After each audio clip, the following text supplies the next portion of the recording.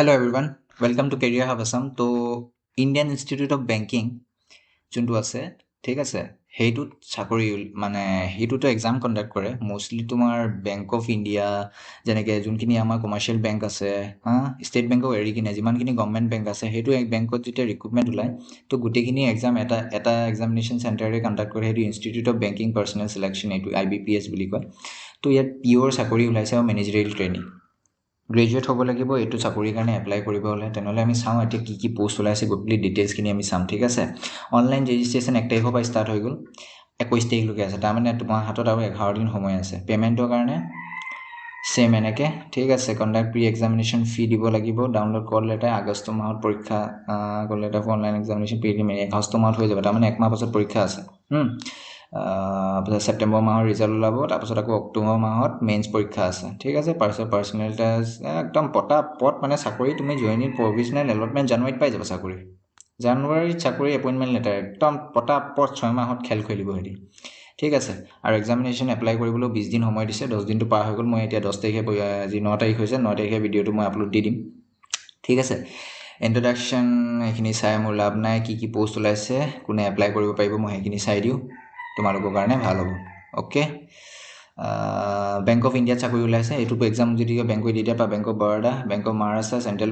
bank of India Indian bank overseas Punjab নে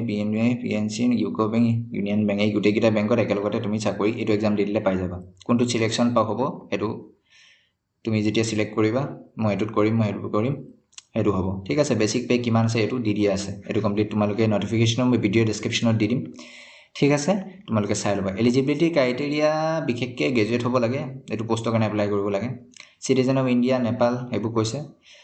আৰু 5 years relaxation দিছে ST SC কাৰণে আৰু আদাৰ বেকৱাৰ্ড ক্লাছে ছেম 3 years দিছে পাৰ্চনেল উইথ বেঞ্চমাৰ্ক 10 বছৰ OBC কাৰণেও আছে চবৰ কাৰণে নন ক্ৰিমিলিয়াৰ হ'ব লাগিব খালি দেই নন ক্ৰিমিলিয়াৰ নহ'লে নহ'ব নন ক্ৰিমিলিয়াৰ চবৰে লাগিব 3 বছৰ তেতিয়া নহ'লে জেনেৰেল কেটেগৰীত পৰি যাবা তোমালোক চবে NCL লাগিবই অ'কে পাছত আছে আমাৰ চিলেবাছ বেংকিঙত জানাই প্ৰি হয় মেইন হয় পাৰ্চনেল টেষ্ট হয় ইণ্টাৰভিউ নিচিনা হয় PO হয় বিকজ তুমি প্ৰভিজনেল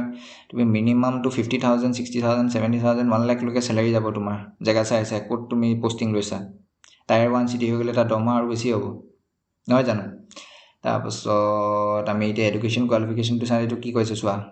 ডিগ্ৰী গ্ৰেজুৱেশ্যন লাগিব ঠিক আছে কেণ্ডিডেট প্ৰজেক্ট মাৰ্কশ্বিট আৰু ডিক্লেয়াৰেশ্যন এক্সাম ইমান তাৰিখৰ আগতে তোমাৰ এক্সামটো ডিক্লেয়াৰ হৈ যাব 21 তাৰিখ 7 মাহ 2025 আগত তোমাৰ হাতত চাৰ্টিফিকেট থাকিব তাত ডেটটো লিখা থাকিব লাগে যে 21 তাৰিখ 7 মাহ 2025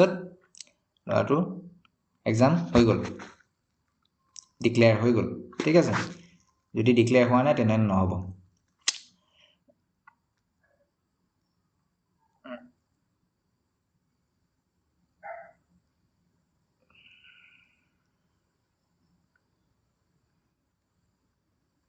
The candidate applying shall ensure that they maintain a healthy credit history at the time of joining participating bank minimum credit score as per the policy of at time of এইটো ক্ৰেডিট চিভিল স্ক'ৰৰ বিষয়ে কৈছে তোমালোকৰ civil স্ক'ৰটো ভাল থাকিব লাগে আৰু এইটো কৈ দিছে চোৱা এপ্লিকেশ্যন ফি কিমান হয় উইথ GST দেই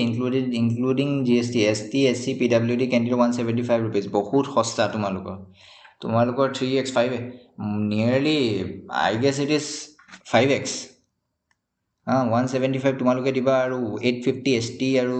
কি কয় জেনেৰেল আৰু OBC 850 দিব 5x হয় পৰীক্ষা প্ৰিট কি আহিব এইটো দিয়া আছে 30 marks 35 marks